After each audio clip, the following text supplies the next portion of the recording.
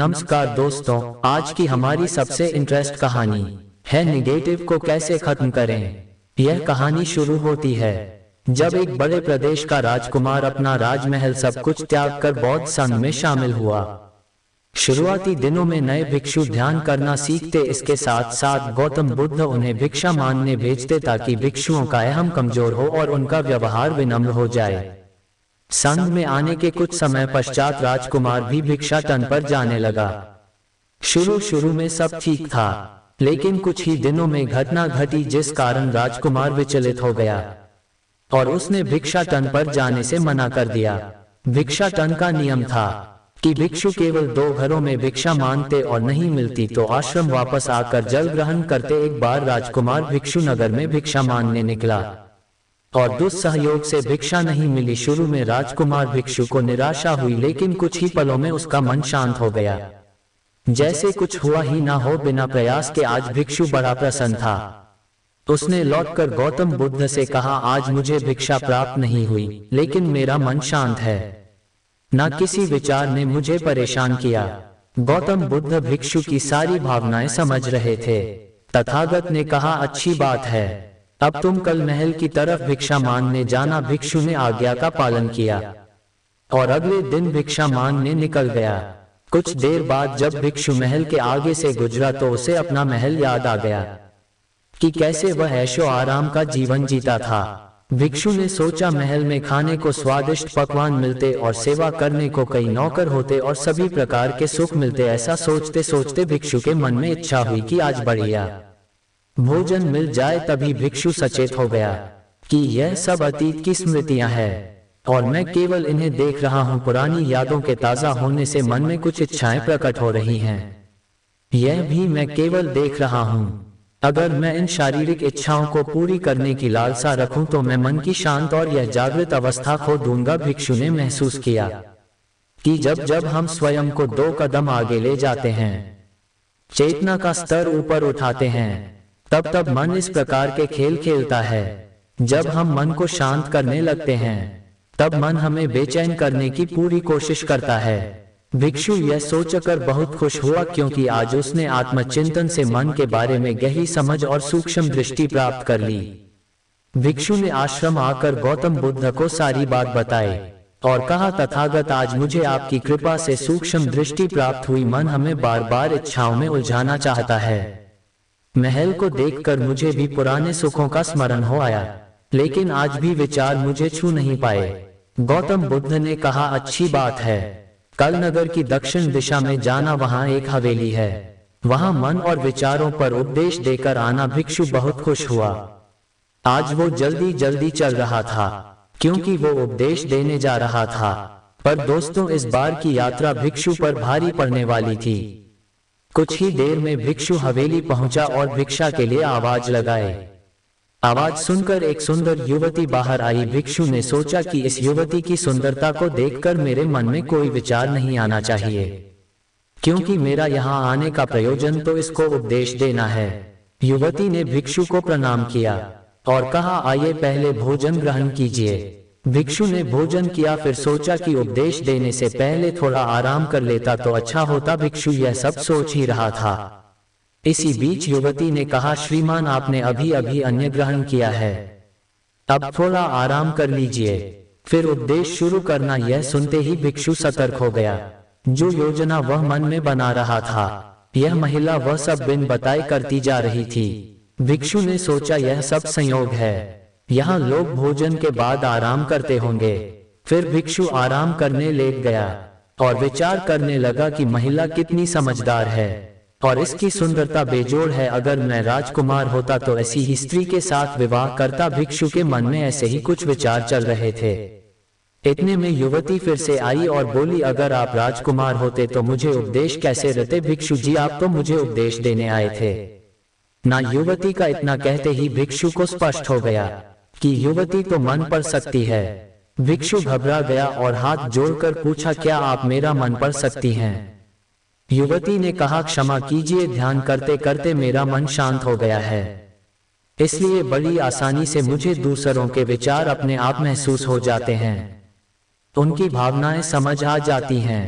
जब भिक्षु ने सुना तो उसके पैरों तले जमीन सरक गई। फिर बिना कुछ बोले भिक्षु तत्काल आश्रम की ओर चल पड़ा। रास्ते में चलते हुए भिक्षु का दिमाग फटा जा रहा था। उसकी बेचैनी बढ़ गई थी। भिक्षु खुद को कोसने लगा कि मेरे मन में युवती के लिए ऐसे विचार क्यों आ रहे थे। उसने मेरे बारे में क्या सोचा होगा। अगर यह बात लोगों को पता चलेगी तो लोग भिक्षुओं और संत के बारे में क्या सोचेंगे। आज भिक्षु बहुत लज्जत महसूस कर रहा था और वह थोड़ी ही देर में आश्रम पहुंच गया। जब भिक्षु गौतम बुद्ध के सामने पहुंचा तो तथागत ने देखा कि उसके चेहरे की रौनक जा चुकी है। दोनों कंधे झुके हुए थे। भिक्षु ने बुद्ध से कहा, अब मैं कभी भिक्षा के लिए नहीं जाऊंगा।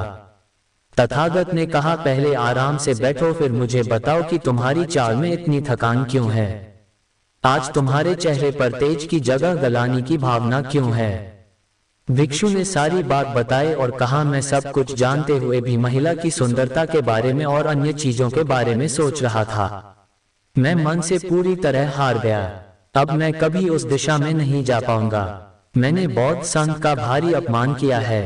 गौतम बुद्ध ने कहा, सबसे पहली बात, परेशानी को बढ़ा चढ़ाकर मत सोचो। अगर कुछ बुरा हो जाए तो एकदम से यह मत सोचो कि सब खत्म हो गया।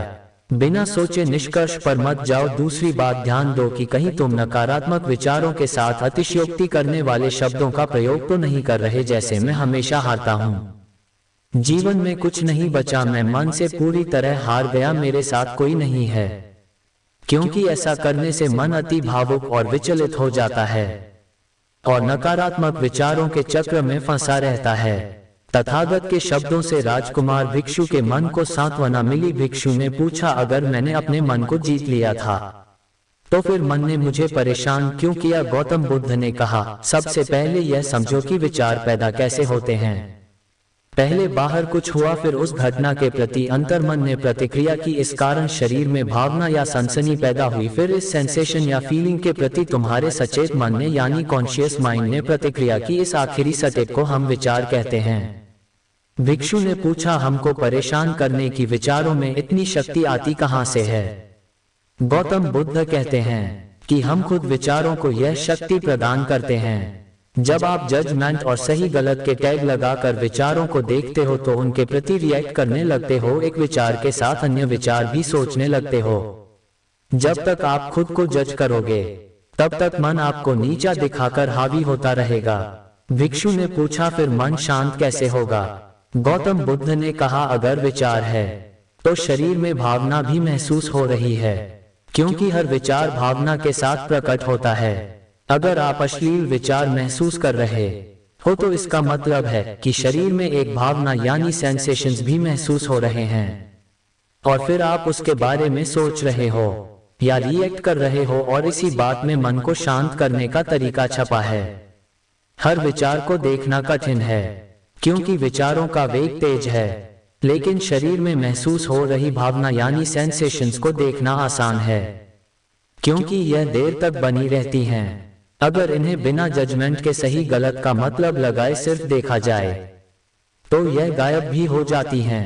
तब मन के पीछे जो शांति है वो प्रकट होती है और उस शांति में एहसास होता है कि मन हमारा कुछ नहीं बिगाड़ सकता, हमारा अंतर्मन कैसे ठीक होता है। नॉन जजमेंट से अगर हम किसी भी इंसान या घटना या फिर अपने मन को बिना जजमेंट के देखते हैं तो मन के साथ साथ अंतर्मन अपने आप स्वस्थ और शांत होने लगता है। अगर तुमने मात्र यह देखा होता कि इस औरत के प्रति विचार केवल मेरे अंतर्मन के रिएक्शन के कारण है और यह मैं केवल देख रहा हूं, मन में बहुत कुछ चल रहा है लेकिन मैं सांस के प्रति सचेत हूं, मैं शरीर में होने वाली प्रतिक्रिया को देख रहा हूं, तब भी तुम सचेत होकर दृष्टा भाव में लौट आते। मन के पीछे जो शांति है वह हमारी सबसे बड़ी ताकत है। हम बड़ी आसानी से विचारों को शांत कर सकते हैं और एक दिन यह जान सकते हैं कि किसी भी प्रकार का विचार चिंता असल में इस शांति को पार नहीं कर सकता। हम हमेशा विचारों से अछूते हैं।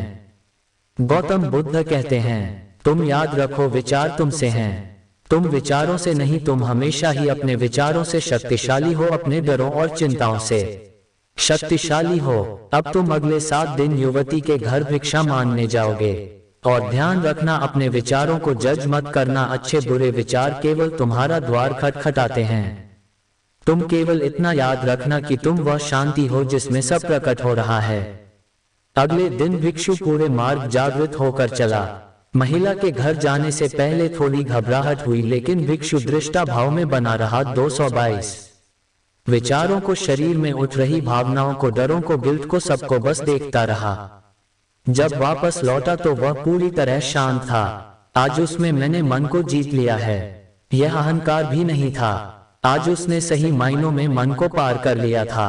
पर गौतम बुद्ध की स्टोरी, मोटिवेशनल वीडियो आदि स्टोरी अपलोड होती है। जो लोगों किसी प्रकार से मोटिवेशनल चाहिए तो हमारे चैनल को लाइक सब्सक्राइब करके हमसे जुड़ें और कमेंट में जय श्री राम लिखें।